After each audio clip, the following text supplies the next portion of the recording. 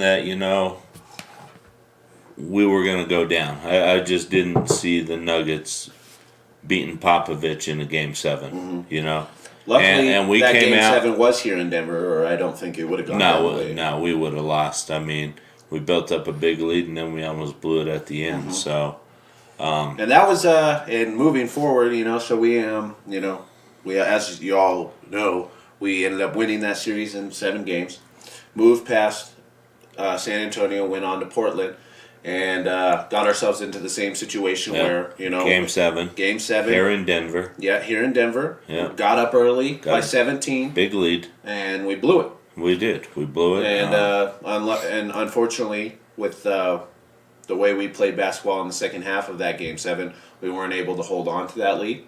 And we ended up losing the game by 6 points, I believe. And that was that. So we got sent home, and now we're sitting here looking at the Western Conference Finals with Golden State and the Portland Trail Blazers. Golden State up 2-0 now. So we'll see where that series takes us. But as far as the Nuggets are concerned, would you say that this season was a success or a failure in your eyes? That's a tough question, and I think I'm gonna say that it's a little of both. I mean, it's something that the Nuggets need to grow for the future. Getting in there, getting some playoff experience. So from that aspect, I'm gonna call it a success because now you just got you guys 14 games of playoff experience. And not only that, you got 2 Game 7s under your belt, Right. You have those tough series where if this happens again next year, you have people like the Joker and Jamal Murray who've been there, who know what they need to do, and they know next year now that even though you're up 17 before the half, doesn't mean you can let off the gas. You can't. They should have kept pushing the whole game. And I know that Mike Malone was probably telling them the same thing, but experience is necessary sometimes to figure out, hey... It is. I mean, it took the Chicago Bulls a couple years to beat Detroit before they went on and won their 6 rings, So, I mean, teams need to grow. Right. Portland was there last year, you Right. know. Portland had the experience, so... And they have more players on their team that are more playoff experienced, you know. I mean, the one person we had that with the most playoff experience was Millsap. Right. So, I think he had 98, 99 games, you know. Which is definitely something that helped us move past because you saw his performances in some of those games. He really stepped up and helped us out in some instances. And I think that without Paul Millsap and without that experience, we don't have as much success as we did this year. Right. No, I agree. Now, to the disappointment side. Because like I said, it's a little bit of both. I mean, I'm not disappointed that the Nuggets did not make it to the Western Conference Finals. Right. Me and you talked extensively throughout the year, and what playoff experience means. And playoffs become it's a different type of basketball game. Oh, yeah. And we saw it the first round. Right. We saw that tough, nitty-gritty or basketball that you have to play. You get more into defensive battles, and it's more physical. People are trying to slow it down a little, play a little bit more half-court game. Yeah, you still have guys who are just jacking up through. And that's part of our problem. And that's where we're I disagree. I disagree. The last game we hit 2 3-pointers. Okay, but that's not because we weren't running the half-court offense. No. I'm just saying. I said you still got teams jacking up threes. And it's working for some teams. Look at Golden State. That's all they do. But you know what? Golden State has sharp shooters. We don't have those players on our team. I mean, that's debatable. Do we have somebody who can go out there and consistently hit threes like Steph Curry and like Klay Thompson and like Kevin Durant? Well, I mean, we don't. We don't know that. We have young players. We saw that. We saw a young, inexperienced team trying to find an identity. That's what we saw. No, but what I'm saying is we don't have that guy when we need somebody to make an outside shot. We don't have that guy that we can go to. I see. I disagree. Who is it? I'm not saying it happened this year or it's going to happen. Okay, that's what I'm saying right now. Right now, as of no, we don't have we that don't person. have that guy. But as of late into the future, I think that Jamal Murray and even Torrey Craig, Will Barton, those people are going to step up and they're going to be the person. Dude, I am not sold on Jamal Murray. Why? Because the guy is inconsistent. Oh my gosh. He's young. He is a young guy who just got into his first 2 playoff series, won a Game 7. Dude, he's been inconsistent all season, though. You know? He's young. He's young. Joker's young. Yeah, well, Joker also plays a position where you can be. I mean, he's just no. We all know that Joker's well above the player that Jamal Murray's going to be. The Joker is someone you build a team around. Jamal Murray is a complement of player. I mean, I just think that we need to go out and we need to get somebody in free agency. Mm-hmm. That is going to be a constant outside threat. Somebody that when you need a 3-pointer, mm-hmm. you can count on them more times than that they're going to succeed more than. We shot, I believe, 23 or 24 3-point shots in Game 7 against Portland. Yeah. We made 2 of them. Right. At some point, somebody on that team needs to say, stop shooting 3-pointers. Well, yeah, that was my biggest problem. Get the ball inside. And while I was watching this game, I was sitting there watching it with my girlfriend, and I said the same thing. None of those shots were falling. Not mid-range, not the 3-point. So drive to the basket, get fouled. Right, exactly. Put pressure on these guys to play in our defense. And, well, not only, before we move on to the defense, not only do they need to drive to the basket and get fouls, that helps you get in a rhythm. That helps you get your shooting motion going. And then once you start driving to the basket, they're going to start defending closer to the basket, which usually opens up shooting lanes outside, which is where you can kick the ball out like we do so well, or run in transition with people who can't really guard the 3-point that well. Right. It's just... Like we've been saying all year, young team, very inexperienced, didn't know really what to do. And I think in Game 7 against Portland, when Portland finally took the lead, the Nuggets had no idea what to do. They didn't. They didn't have a leader on the team. Right. And that's where I have my biggest problem with Paul Millsap, is that he should have pulled his guys aside that were on the floor, or anybody, and said, hey, guys, I've been here before. I've been in tough situations. We got to get our heads out of our butts, and we got to pull it out. Right. We got to figure out a way to pull this game out, or we're going home. And it just did not seem like there was a leader out there. Right. And I'm even a little disappointed in Joker. I mean, yeah, you're still young, but you're still the leader of this team. Yeah. Playoffs or not, you need to, be grabbing these guys and telling them, hey, pull your boots up and let's go. Right. We got to go out there. We got to do this. You should not blow a 17-point lead in Game 7 on your court. Right. And lose it. Right. And in my eyes, I've told you all season, I thought the bare minimum, even if we went to the Western Conference Finals and got swept by Golden State, I would have been okay with that. But the fact of the matter is we couldn't make it out of the first 2 rounds. Right. And I think, in my eyes, I'm not saying it's a complete disappointment, but I think that these guys are going to come back next year with a chip on their shoulder thinking, we were in a position to go to the Western Conference Finals, and who knows? Maybe they would have, something would have flipped once they got to the Western Conference Finals thinking, hey, I got to play Golden State now, the best team in this league. And, maybe they would have caught fire or something. We never know. That's the great thing about playoff basketball. It's just, to me, I think that not getting there at all kind of was just a disappointment to everybody on the team. And I do too, and like I said, I'm not disappointed that they did not make it to the Western Conference Finals, being that this is their first playoff experience. As a fan, yeah, I was upset. Oh yeah, because we had that game against Portland and we blew it. Right. But looking back at the big picture, and you say, I'm not really disappointed in the fact that they didn't get to Game 7. Right. To the Western Conference Finals. Just because of how young they are. Right. And Portland has so many people that can hit from the outside.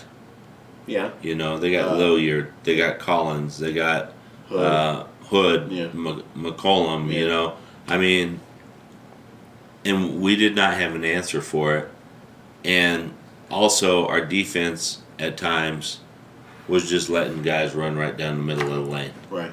You know. Well, let me ask you this now. So let's say we flip the script and the Nuggets do make it to the Western Conference Finals. With what you've seen, what this year? Yeah.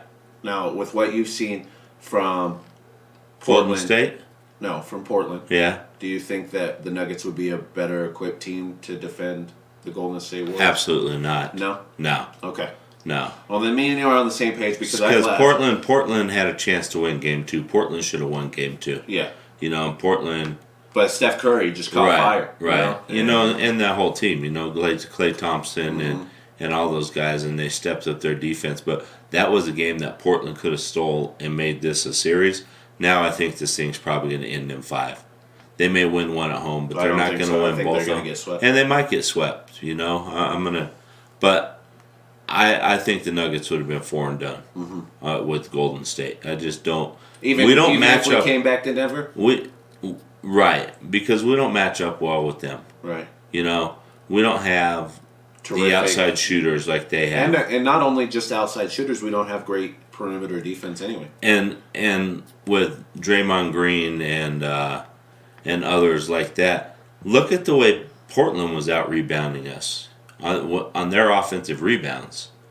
You know, I mean, in Game 7 they got 21 second chance points. Right. You can't give up that many. And expect to win. You know, our guys just. There's some guys that really disappointed me in this playoff stretch. Right. Plumlee's one of them. Mm-hmm. I don't think he played well. Barton for the most part was MIA. Yeah, you want to talk about inconsistent. I think that right. Barton was very inconsistent. His defense wasn't there. Now, was there anybody that you particularly liked in this playoff run that we had? I like Gary Harris. Mm-hmm. When Gary Harris took over the game, I think we really excelled. Right. And that's why I don't think there's room on this basketball team for both Jamal Murray and Gary Harris. Because I think Gary Harris is more effective as a point guard. You know, because he runs that offense and I think he makes them more aggressive. Now, if Jamal Murray's willing to move over to a short shooting guard and not run the point, you know, then, you know, that's different. But you also have... why can't we do it the other way? Why can't Gary Harris step into the shooting guard's position? Because I think Gary Harris is a better point guard because he's more aggressive. Mm-hmm. You know, Jamal Murray loves to hang out outside the perimeter. There were some games where he got aggressive and he went to the hole. And if he could do that all the time, you know, and maybe he can. Maybe Coach Malone talks to him and says, I need you to change your game. Right. We need a guard that's going to drive. Yeah, and we all know that Jamal Murray. We've seen it in Kentucky. We've seen it when he came into the league. He can do it, but it's like he wants to stay outside right. and shoot. And because that's what the NBA's turned into. It's a shooters league now. Well, but when you get into playoff basketball, I just don't think it works. Especially when you're struggling from You don't think it works? Especially when you're struggling from shooting outside. Yeah. If your team's not built like Golden State, right. where you can sit out there and just nail threes, right. you know, then you need to change what you do. Yeah. And we didn't change. No. You're right. Even when we were struggling from three-point land, we just kept jacking them up. Yeah. 3-point after 3-point after 3-point. It's like, come on, guys. Mm-hmm. Stop shooting the threes. Well, and like drive it to the hole. In Game 4 and 5 against Portland, I understand why they were doing that because we were out rebounding them quite obviously. Right, but there's a point, and if it's working, it's working. Right. But if it's not working, you have to change, and that's something this team did not do. Well, that's the tough part about being in the playoffs is that you have to change things on the fly. You have to be able to adapt to the team that you're playing within 7 games, or you're going to find yourself in the situation the Nuggets did, and they're going to be ending up at home. Yeah, I agree. I mean, and that's why they are at home and I think a lot of it is being young, you know. Yeah. Portland switched up the look. They figured out how to win against the Nuggets. And they stuck to that game plan. And even though they were down late, they stuck to that game plan. And they ended up coming back and beating us by 5 or 6 points. I can't remember. Right. So, in my eyes, I think the Nuggets have a lot to be proud of this year. Well, they do. We have a lot to look forward to. It's one of the best seasons we've had in 10 years. And we have a lot to look forward to. Mm-hmm. Now, with that being said, do you think that there's people who are on this roster this year that don't come back? I think there are. I mean, without sitting down and really fully evaluating it, I can't say exactly who. I mean, when Michael Porter Jr. is good and healthy and ready to come back, I would. Well, he's ready to play in the summer league. Yeah, he's gonna play some summer league this year, and it'd be nice to see how he is, how his back's. He better tear up that summer league because those are some scrubs in the summer league. So. Yeah, I mean. I'm not sure if Mason Plumlee will be back. You don't think Plum Dog will be back? I don't know. I mean, maybe because you really need someone like a backup center. Mm-hmm. But maybe we draft a backup center too. Right. Somebody who can spell the Joker. I mean, what else, in your opinion, do we need on this team?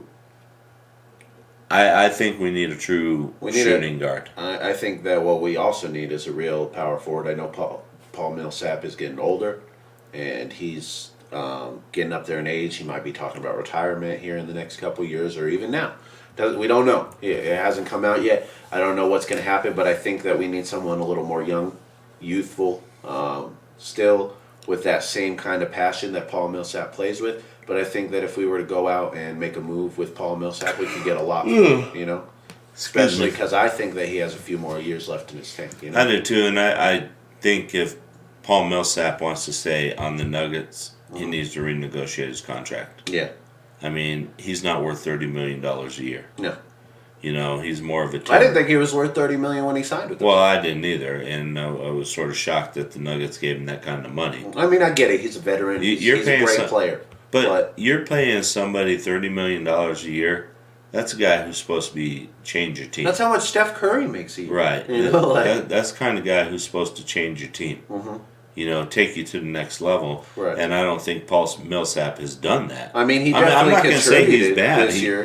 He did contribute, but he's not the guy who put the team on his back and carried him, And that's what I think this team is really missing. Mm-hmm. Somebody that's going to put this team on their back.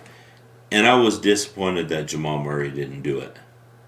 But you've been saying all year or Joker. That's what I'm saying. One or the two. You got to blame both of them. If you're going to blame one, you got to blame the other because neither one of them did. Yeah, one or the two needed to put this team. Or both.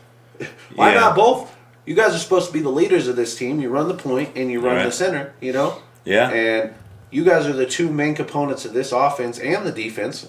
And you're telling me that you guys can't get together at half court or before the game and figure out a way to keep your guys in check, motivated, playing good defense, getting out in transition, shooting the ball well, making smart choices. You got to be a leader. And that's really what it boils down to. And hopefully with the way that things ended this season, Jamal Murray and the Joker can figure out a way to make that happen, because in the coming years, we're going to get deeper and deeper into the playoffs, I believe, and that's when we're going to need leadership, Yeah, so, I mean, we are. We're definitely going to need some leadership, and I think these two playoff series are really going to help,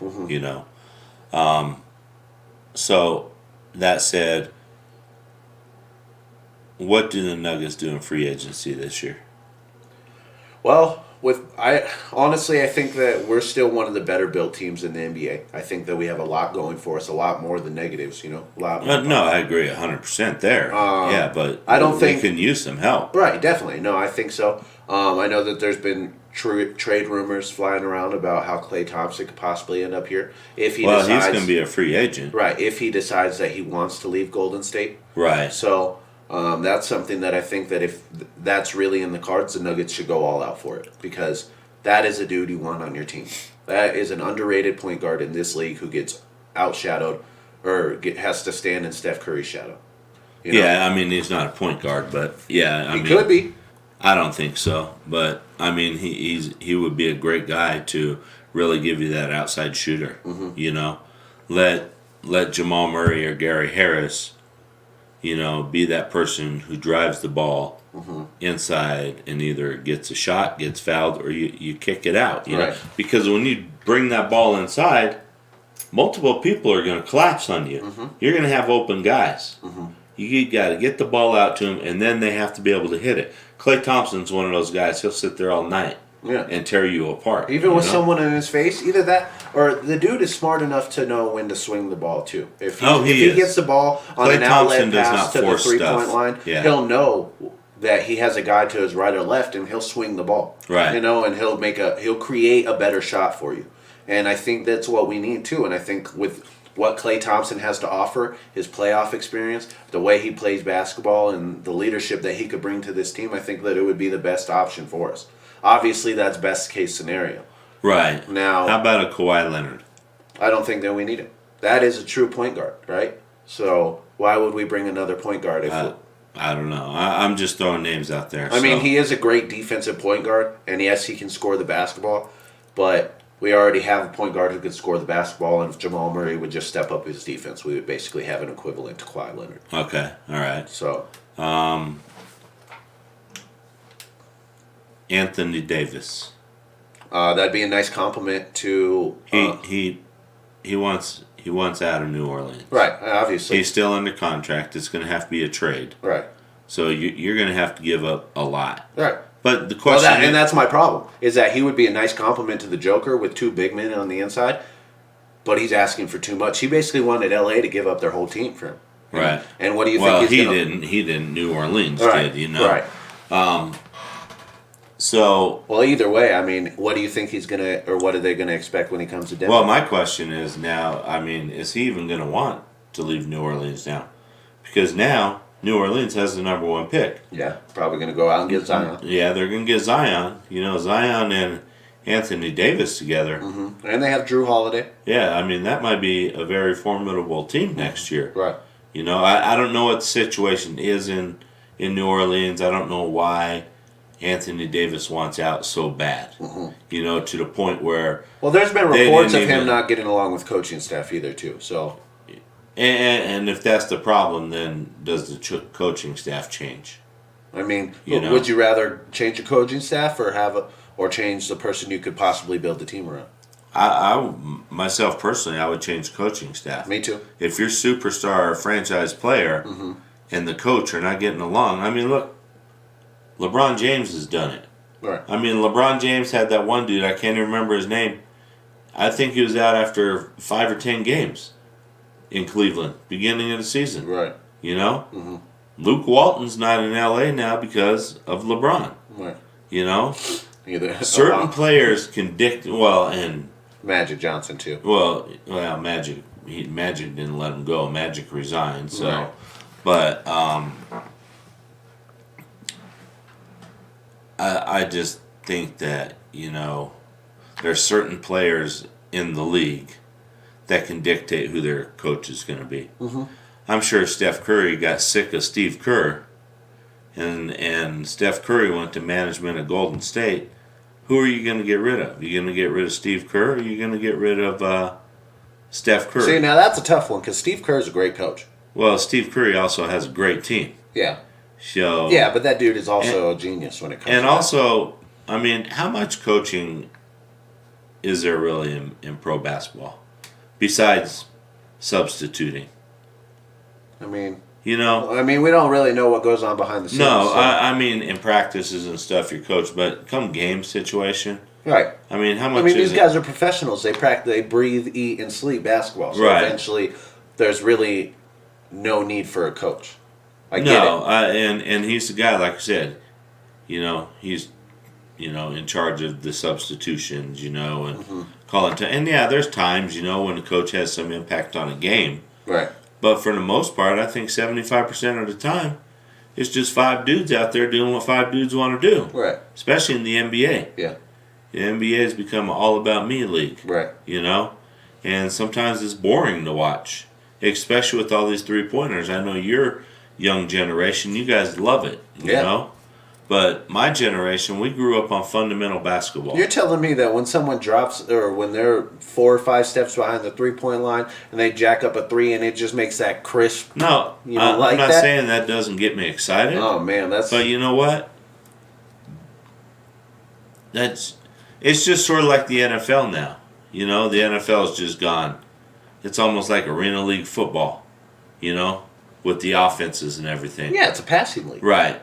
Which, I mean, for old people like me, you know, like basketball, we're used to the offenses that, you know, you bring the ball down, you set up, you get your center down in the post, you know, you dump the ball inside to him. Right. He tries to work it or he's passing it. I mean, our center spends probably 60% of the game out by the 3-point line. You think the Joker spends 60% of his time by the 3-point line? Oh, yeah, I think so. I don't think so. I think we're a pick and roll team, and he spends a lot of his time in the lane. That's what it is. Okay.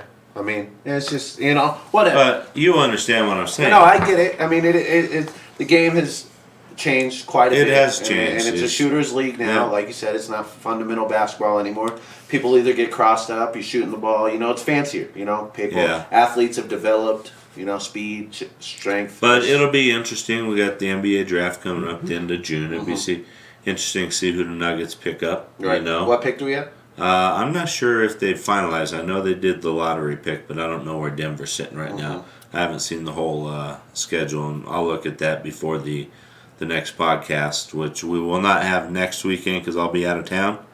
So if Young Buck wants to come over here and do one solo, he can. But for the most part, you know, we'll skip next week. Me and Diana will be back in Nebraska. But before our next podcast after that, I'll make sure that, you know, we look into that, you know, and we know, you know, what order the Nuggets pick, and so sort of break down their needs and see who's available out there. Right. You know, so it'll be interesting to see what the Nuggets do this offseason. So your prediction, rest of the playoffs, can anybody touch Golden State? You're gonna think I'm crazy for this, but I actually have the Bucks winning it all. I got the Bucks beating Golden State in 7. That would be nice. I would like that. I like the Greek Freak. Yeah, me too. I think he's the next big thing. I think that once LeBron decides to step down, I think he's the next. Well, ESPN's already anointed Zion Williamson as the next generational player. Do you blame them? The dude has everything. The dude plays defense. He runs the. I mean, he's good. He's good. He's the best player in the league right now. In the NBA? Yeah. He hasn't even played a game in the NBA. I'm talking about Zion. Oh, Williamson. Zion. I thought you were talking about the No. Oh, okay. ESPN's already anointed Zion Williamson. Well, I mean, he'll be the next generational player. So, but no, the Greek Freak, I like him. He is a complete basketball player. You know, and he's taken this basically no-name Milwaukee team, right, and led them down this playoff path. What would you think of the Nuggets going after Cantor? Enes Kanter from Portland. See, I'm not a huge fan of his game anyway. I think that he does a little too much talking and not enough basketball. But if he was on your team, you wouldn't mind that at all, would you? No, not really. So, I mean, it just depends on how much he wants to get. It's like the Tom Brady argument. Right. You hate Tom Brady. Right. But if he came to your team, you'd love to do it. If he played on the Broncos, I mean, there'd be no way I'd ever trash talk. It's like when Aqib Talib's with the Broncos talking trash to everybody, we liked it. Right. He goes somewhere else and talks trash to our players, we don't like it. Oh, man, when he ripped Michael Crabtree's chain off, man, I was fired up. See? So that's just the way we are as fans. When they're on our team, it's okay and we love it. Right. But they're on somebody else's team doing it. Oh, look at that guy. He's a jerk, man. Right. Yeah, no, I don't think we use the word jerk, you know. So what about you? Do you think Golden State is former, or do they defend their championship, or do they fall? I think they do. You think so? I think they just have too much. I think Milwaukee will make it a fun series to watch, but I just think in the end Golden State has too much. Yeah. Especially if KD comes back. Yeah. Yeah. I mean, you got to realize Golden State is doing this now without KD. You get KD back, look out. Right. Yeah. It's like a big freight train moving down. So. All right, everybody. That's Nuggets talk here. We don't even have to take breaks. We can just let's jump right in. We can jump right in. We're going to talk about the Colorado Avalanche now. Yeah. I mean, what'd you think? Disappointment? No, not disappointed. They're in a completely different scenario than the Nuggets. I think that with the way that they finished the season at number 8, they went in, took down Calgary at number 1. Yep. And then they moved on to San Jose, who obviously had way more, Yeah, you take the number 3 team. You take the 1 team, you get rid of them, and then you take the number 3 seed, and you push them all the way to 7. Right. And if we didn't give up 2, I'll just call them fluke goals in the first period. Right. I think that's a whole different game, because we came back and we made it a game. Right. And now, similar to the Nuggets, they have a very young team as well. Very young. What's that? McKinnon? We got McKinnon, we got Landeskog, we got Ratinen, and we got Makar as our there's been multiple sources saying that McKinnon's one of the best hockey players that people have seen in years, Oh, yeah. And I mean, with a player like that on the ice for you, and as long as he stays at Colorado Avalanche, you guys are going to be successful. I don't see the Colorado Avalanche falling off now. Oh, I don't either. As long as we get some solid goalie play. If Gruber comes back next year and plays the same way he did down the stretch, right? Because there were times throughout the year he struggled, and we're going to have a good backup goalie, right? Villardim or whatever his name is, Villardi. Yeah, I'm not even going to try and say. Yeah, he won't be on the team next year. He's going to be gone, so we need to and we have a good draft pick. Right. So we'll see where we go. I mean, I'm excited about the Avs. Yeah, I mean, I'm excited about that's a team that really all Denver sports at this moment because the Broncos have a big question mark over their head because we don't know how things are going to turn out with what they've done in the offseason. Right. But the Nuggets and the Avs both teams have created such great foundations that it's almost impossible for them to fall off at this point. Now it's up to management to keep those players together. Right. Well, and for the Nuggets, that's going to be a little bit harder. I don't know if you heard the news over the weekend, but I believe it's their GM got an offer. Yeah, Tim Connolly. He didn't get an offer. The Washington Wizards requested permission to talk to him. Right, which is where he started his internship as a coach. Right. So, I mean, he may move on. I hope not. I think he's done a lot for this organization. Huge. That dude's a huge part of this team. Maybe now Denver, as people will see what we're building here, Denver can attract a top-notch candidate to come in and even help take us to the next level. And that's what I was talking about with Klay Thompson. I think that with the way that the Nuggets have handled themselves in the last few years, only progressing, getting better. If anyone was going to steer Klay Thompson away from Golden State, it was going to be the Nuggets because, one, he's in the West, so that way he gets to play he's going to play his old team regardless. Right. But that way, every year they'll be in the playoffs, and he gets a chance to take down his old team. Yeah. So that's but anyway, it'll be interesting to see what happens to that Golden State team. So yeah. But yeah, the Avalanche. I mean, they just have nothing but. I mean, sky's the limit with that team. Right. I mean, that team was talented enough if they got the right breaks because they're still a little young. But if they would have got the right breaks, I think they're a team that winning the Stanley Cup would not have been out of the question. Right. No, I think if they would have got past San Jose, they would have got a big ego boost, and it would have just pushed them farther into their competitive spirit, and they would have got past just about anybody, honestly. Because to take down the 1 and 3 seed while you're at number 8 is not easy. No, it's not. So, like I said, very hopeful for the teams here in Denver. It hasn't been like this for a long time. No, it hasn't. I mean, it was nice. I mean, I cannot remember the last time that both the Nuggets and the Avalanche were playing in May. Right. I don't think it's ever happened, since the Avs moved here. Right. Because I don't think the Nuggets were that good when the Avs first got here and were really good, and then the Avs started falling off. The Nuggets came up when Carmelo was here. But I mean, I would have to look into it. That's just my own recollection. I could be totally wrong. So if anybody's out there, we got Bob Gelchin just joined in. What's up, Bob? So Bob, you may know this question. You and I sort of talked about it. When is the last time, or has it ever happened, that the Avs and the Nuggets were both playing in the month of May? So if you know that answer, Bob, go ahead and text it in to us or comment right there. So, and that brings me to my next point is that I do my segment every week for the Mile High Salute. Right. Well, for this time period, my Mile High Salute is going to go out to those Pepsi Center employees. Working back to back, changing it from hockey to basketball, hockey, basketball. Hats off to you guys working all your thing. And then on their day off, when there's no playoff games going on, they have an Eric Church concert. Of course, 2 nights back to back. Right. So hats off to your Pepsi Center employees. I think that Eric Church concert was booked because everybody thought, well, Nuggets and Avalanche aren't going to be playing. Right. So that's a safe time to do it. Diana wants to know if ostriches fly. No, they do not. Alex says they do not, Diana. So if you want to read... I don't think so. I just if you think want they're to challenge really fast, honestly. If you want to challenge his answer, then you go ahead and like Shaq says, Google it. Google it. Yeah, Google it. Yeah. So, but yeah, I mean, just a great season for both Avs, Nuggets. We got football coming up.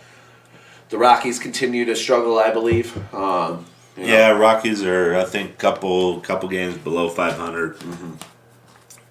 The pitching is not where it was last year. Right. The hitting is finally coming around. But you can't have just one or the other to be a successful baseball No, you team. can't. You have to have consistency. You don't, throughout the season. I mean, through baseball, it's a long season. There's going to be some ups and downs, but you can't have these huge swings. Right. I mean, the pendulum cannot swing all the way over here and then all the way back over here. Right.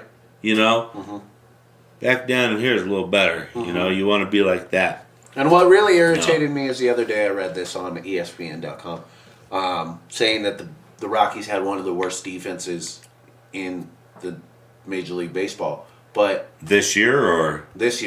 And maybe they do statistically. But maybe they're making a lot of errors. But that can't really all be put onto them. The pitching has to be better. You have to put your defense into winning positions as a pitcher. Yeah. So I don't think that saying that this team collectively has one of the worst defenses. I think that the pitching needs to improve. And if those errors still occur while the pitching is getting better, then yeah, our defense is not that good. But at the end of the day, right now, our pitching is what's killing us. I think that's what's shooting us in the foot. Right. So hopefully the Rockies can figure it out. Still got plenty of baseball left, not in Yeah, we do. I mean, myself personally, I just don't think this team has it. No. I think last year we overachieved. Mm-hmm. I think our pitching staff is still suspect. Mm-hmm. Our best pitcher going into the season was a guy in his second season. Right. Mm-hmm. I mean, John Gray, the guy slid all the way down to, I think, third in the rotation. Mm-hmm. Tyler Anderson, who started in the rotation, I think has been booted out of the rotation. Right. So. And now at this point, you kind of have to watch yourself, not just for this year, but the upcoming years, because as we all know, Nolan Arenado signed a new contract that says, within, I think it's his 5th year, after his 5th year, he can opt out of his contract. Right. So if you don't start being a successful baseball team, Nolan Arenado's not going to want to stay here. Right. And then we just give that weapon to someone else. Well, we were just talking about this last night because we were watching and we were talking about Trevor Story. I don't know how long he's going to be here. Right. Because we just called up Brendan Rodgers, mm-hmm. and Brendan Rodgers is supposed to be our next superstar in the making, and he plays shortstop. So, right. And Trevor Story is going to command a lot of money. Yeah. And unfortunately, the Rockies may have to move away from him, mm-hmm. especially after they paid Arenado the way they did. Right. They just can't afford to keep paying all these players like this. Unfortunately, we're such a small market team. We don't have the revenue of the Yankees or the Red Sox or right. the Dodgers. Mm-hmm. We just don't have that revenue stream that they have. Which is understandable. It's a small market, like you say. You know, not a huge place, not a baseball town. You know, Right. But that's no excuse. At the end of the day, we need playmakers. We need people who are going to play baseball and win us baseball games, regardless of how much money they're making. I know that this is a money league, like every other league in the. Yeah, I mean the players are going to go where the money is. Right. You don't find much loyalty anymore. Mm-hmm. Right. Now some of these older players that have been with teams for, 10 or 15 years and they're just looking to retire, Right. They may be more apt to stay. Well, they'll say I played for the Cardinals my whole career. I want to stay here and finish it out. Right. So. Speaking of Cardinals, so with all that, Rockies, Avalanche, Nuggets talk out of the way. Yeah. Let's move on. Let's go Broncos. Denver Broncos, right? All right. So, biggest pressing issue in my mind right now, after the draft has been over for, 3 weeks now? Yeah, 2 or 3 weeks, yeah. Still haven't come into contract deals with Chris Harris Jr. I just actually saw something yesterday and said the talks are really starting to heat up. So, right. I mean, in a good way, yeah. Not a bad way. So, I think they're going to get something resolved. And John Elway told him, hey, we got the draft coming up now. Let us focus on this, and then we'll go ahead and work something out. And Chris Harris sat there and let it happen. Right, and John Elway was truthful. He said, just because we talk doesn't mean something's going to happen. Because Chris Harris may come in and just ask for something that's just the Broncos are like, we can't do that. Well, that's exactly my point. That's exactly what did happen. Chris Harris came in and asked to be paid $15 million a year, which would be the highest paid corner at the age over 30. And so, do you think? And I don't know where they're at now in the talks. Right. But our highest paid corner on the team on the roster right now is 11. Yeah, it's $11.5 million. Yeah. So, in order to justify paying Chris Harris more than that, you would have to be able to pinpoint that he is your best corner or defensive back on the field. Yeah. And do you think that is a true statement now that we picked up Kareem Jackson and Bryce Callahan? I would say it's close. Mm-hmm. Now, obviously, Kareem Jackson and Bryce Callahan are a couple years younger than Chris Harris. My only concern is if there's some players on this team that didn't like the way the T.J. Ward thing went down. Mm-hmm.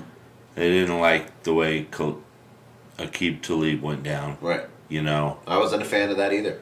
And I'm afraid if you don't sign Chris Harris and he decides to hold out or you decide to trade him, right? I think you're increasing the risk of losing that locker room, not trusting management, right? And players are then going to want to. And people are already kind of. I know that people in the locker room have to be talking already with what happened with Vance Joseph. A lot of players in the locker room have the idea that he should have been gone after year one, which I can't disagree with that. But John Elway's not going to get rid of someone that he hired personally after 1 year. Makes him look bad, makes everybody look bad. So with that, there's already a little bit of turmoil in the locker room, I would suspect. And if you let one of your old veteran players like Chris Harris, who has been there when you won a championship, has rode the wave while you guys were on 2 losing seasons, and then you go ahead and just, kind of screw them over like that, or do whatever you got to do. But at the end of the day, if you don't part ways in a peaceful manner, or you don't sign him back, then like you said, I think you lose that locker room. Yeah, I think you will lose, some players, and when it's time for them to negotiate it or come up with a new contract, they may just not trust the management. They may accept an offer somewhere else. Right. So it's a dangerous game you play, and hopefully they can work out something with Chris Harris, because I think Chris Harris is still a very, very good cornerback. He's not the best in the NFL. No. But he's between top 5 and top 10. Mm-hmm. And you want players like that on your team. Mm-hmm. You figure there's 64 starting cornerbacks. Mm-hmm. Right. And to have one that's in the top 10 of those, Every year after year. Yeah. Since he's come into the league, he has not he's not been outside of the top 10. Right. And I think it just would be in the Broncos' best interest as long as it fits into our salary cap structure. Because that's one thing we have to remember. We have a salary cap that we have to deal with. Right. No, I get it. You can't pay everybody. Right.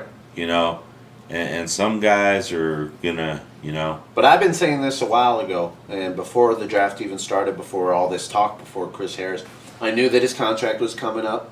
The end of his contract was going to be here before we knew it, and look, here it is. Yeah. And we should have paid him a long time ago, I think.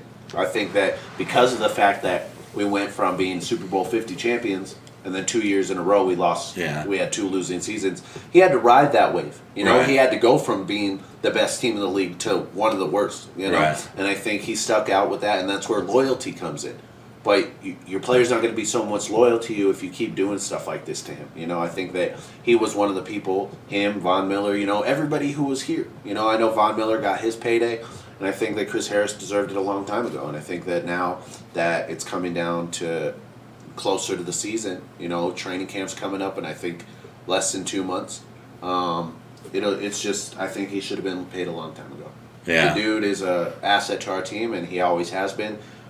Future Hall of Famer in my eyes, I think. But regardless, we got to get the man paid. We do. But you can't bankrupt the team in the process. No, So let me ask you one hypothetical question, and then we'll wrap things up or whatever we want to do. So I've heard talks, Patrick Peterson of coming to Denver, or I a don't possibility. I don't know if we need him now.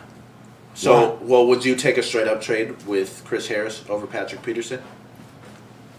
Yeah, you also have to remember that Patrick Peterson is suspended for the first 6 games of the season. So, I don't think I would do that. There would have to be some other incentives thrown in, right? To take that risk, and so I don't think I would. Mm-hmm. My stance is pay Chris Harris if you can. Right. Pay him the max you can. Mm-hmm. If that means you can pay the guy $12 or $13 million a year, you pay him $12 or $13 million a year. Right. And load his contract up with incentives and get him up to the. Well, what he's looking for, sources have said that he's looking for, is mostly guaranteed money because he is an older guy. He's coming to the end of his career, and he could get injured. He could, and I think the NFL eventually is going to swing that way. That a lot of these contracts are going to have higher guarantees, sort of like, it's. I think eventually we're going to get there. You saw it with Kirk Cousins, so. And Aaron Rodgers a couple of years ago. Right. So, these people get these huge guarantees on their contracts. So, I think eventually the NFL is going to have to go that way too. Right. And it's a risk you have to take, Well, you also have to think that all these athletes are putting their bodies out there for the entertainment. They are, and I don't blame these guys for trying to get the money they're trying to get. Right. They're making these owners billions of dollars. Mm-hmm. With jersey sales. Right. Get tickets. Get your share of the pie, because you're not going to be here very long. And guess what? When you're done and you're not the top of your craft anymore, guess what? They're going to throw you out like the garbage. Right. They don't care. Mm-hmm. Look at Champ Bailey. He didn't get thrown out like the garbage. But you could tell in his last 2 or 3 seasons he had lost a step, didn't really play.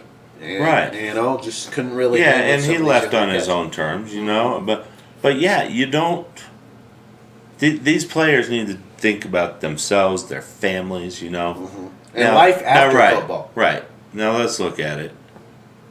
You're making $15 million a year. Right. Come on. That should be more than enough for your lifetime. Right. Yeah. So do you need a contract that's 5 years, $15 million a year, and it's $75 million, and it's pretty much fully guaranteed? Yeah, it'd be nice. Right. If somebody's going to give me a deal like that, I wouldn't care. Right. It's not like I say, nah, dude, that's way too much money. Right. But where the game is going and how much revenues the game is bringing in, the players want their fair share of it, and I don't blame them. Right. They're the ones that have made it possible to have these these huge TV deals. I mean, yeah, I know the owners worked them out and everything, but if you weren't putting a good product on the field, nobody's going to watch it. Right. I mean, look at the Broncos. Look at the they just had 2 losing seasons, and we're going to be the least televised team in the NFL this year. Right, nationally. Right. I mean, all of our games are broadcast locally. Right. But I mean, look at the AFL. You know, fell off in 6 weeks. Yeah, or AAF was it? Was it that? AAF? Yeah, whatever it was. I already forgot about it. Right. You know, because one, you can't compete with the NFL. Well, and they weren't trying. I mean, that's why they did opposite season. You know. Yeah. But you also have to think about the product's not that good. Right. You know. You get people who are below pro average. You know. Right, and there's just so many other options out there for sporting things. You know, there's basketball, there's hockey during that time. You know. You got March Madness going on. You got the Masters, you golf. You got cricket going on. You got the PBA championships. Right, I mean, exactly. There's a lot going on. Right, you know, you can't mess around and watch league football. I mean, so the NFL, these players put an amazing product out on the field. Yeah, you know, and for the best athletes in the world, and they deserve money. Yeah, you know, they deserve to be paid. You know, so I don't blame them, you know, because a lot of people say, how much money do you need? Well, I guess as much as you could take. If you went to your employer, and your employer said, Alex, we want to pay you $75 million over 5 years, you're not going to say, oh, no way. Would you? No. You know, so, I mean, these players, they're just asking for the going rate for their services. Right. You know? And do you think that Chris Harris is asking too much for his going rate? No, I don't. You know, I mean, well, let me take that back. Maybe he is, because Chris Harris 5 years ago could have been paid like that. Right, because he was one of the best corners in the NFL. Chris Harris now, does he deserve $15 million? So he's the highest paid cornerback in the NFL. I mean, I don't think so right now. You pay him. What I would do if I was the Broncos is I would take the top 10 cornerbacks salary-wise in the NFL. I would take those, average them, and say, you know what, this is what we're going to give you. Right. You know, I think that's a fair deal where he is right now in his career. Right, because he sets at that, 10, 5, 10, right. Every year. So you take it, you average it, and maybe you bump it a little bit, but I don't think he's at a point in his career now where he can command $15 million and be the highest paid cornerback in the NFL. That means that's saying that you're better than Marcus Peters. That's saying that you're better than Jalen Ramsey. Right. Some of these top tier corners who are running with the best. These younger guys. Yeah. And I'm not taking anything away from Chris Harris. He's still good. Oh, yeah. I said, future Hall of Famer. I don't want people to take me wrong that I think Chris Harris is no good. He doesn't belong on the team. He's a very good player still, but I just don't think he's top 5 anymore. And if you're not top 5, you can't be paid. And we could be completely wrong. Watch him come out this year and have a breakout season. And if he does, he does. Right. I mean, how likely is that? I don't know. Yeah. But at the end of the day, crazier things have happened in the NFL. Yeah. It's just. Oh no, Phillies are up 1-0. Diana says. Hey, thanks for the update. And we weren't ignoring you. We answered your question. We answered your question. Alex said ostriches do not fly. They definitely do not fly. So Harper just hit a home run. So, well, it's been wow. So, oh my goodness. Man, Alex having some technical difficulties over here. There we go. All right, everybody. So that was a great show today. I think. Yeah, off the cuff. We just sat down. We didn't plan anything. We just sat down and said, "Let's talk sports." That's what we do here on the SquadCast. The SquadCast. SquadCast. There you go. And we also mess up our words quite often, if you didn't know. So, we're just two dudes in a basement talk about sports. Yeah, two dudes pretending to be a dude.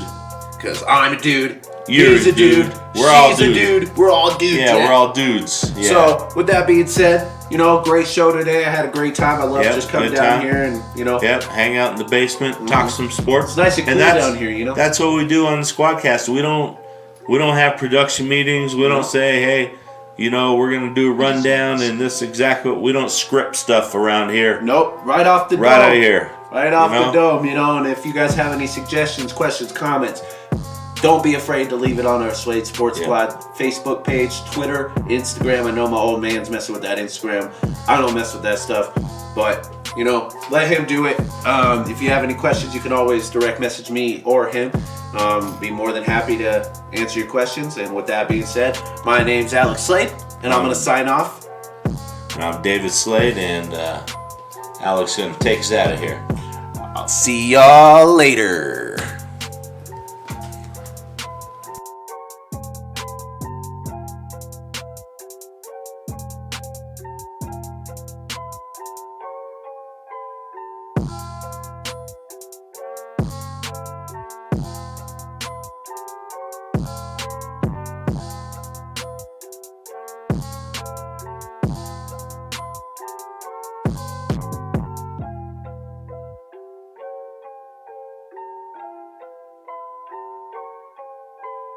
I just like the sound.